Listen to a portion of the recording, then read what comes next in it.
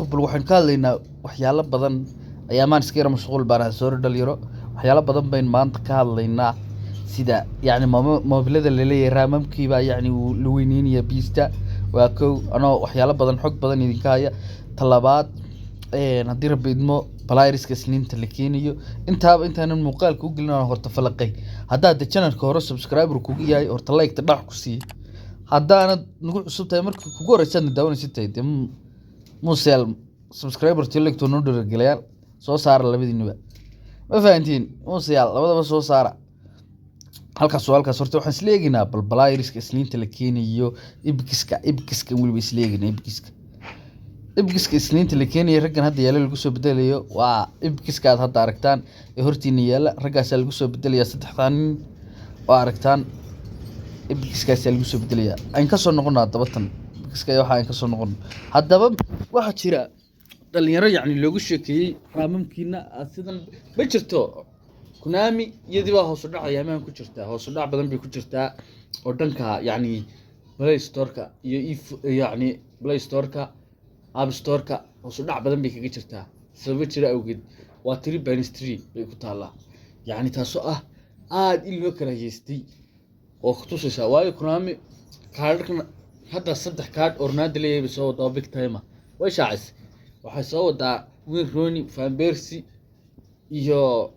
Ronaldo way ku adkeyn jirtay Konami maadaama dadkii ka codsadeen Konami waxay go'aansatay in wixii marba maartay saameyn kula bulshada inay marba yara keento loo baahan yahay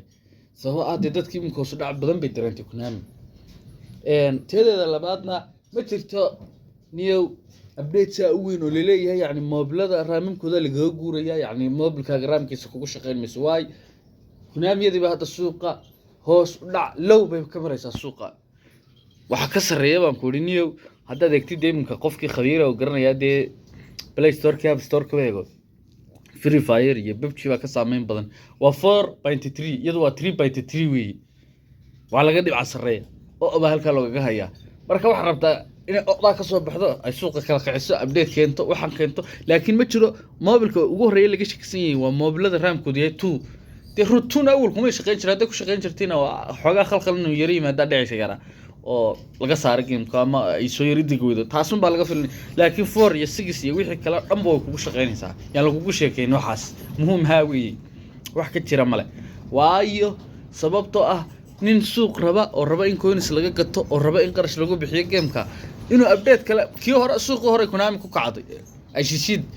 ay bilowday in ilaahay ragcul waa meesha soo gala warsan dhaqaale ay ku bixiso coin free player free waad ogeedin baakishada si uu kan keen jirtay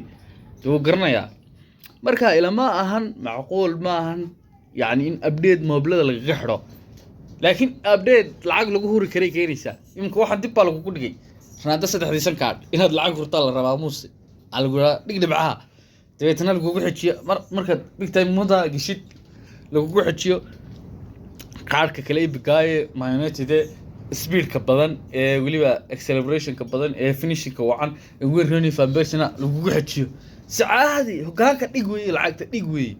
marka waa ka saaxiibyal muusiyal halkaas iyada wax moobil leeyahay ka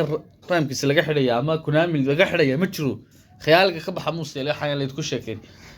qaybta player of the week atimi player of the week wariyay in la dhaliidana waa macquul in standard laga dhigo bilaawad laga dhigana waa macquul labadaas sudaado marka waa inta waxaas muusiyal de muuqaalka xaqiisa siiya xogtaas dhan baan ayaamaan ku maqnaan inay soo gudbiyo laakiin muuqaalka xaqiisa siiya oo like tayo subscriber tayo wax walba xaqiisa siiya iyo share gareyn tabadii waa sida ay nabadgelyo intan kanka ku xiga ku kulmi doonaniyo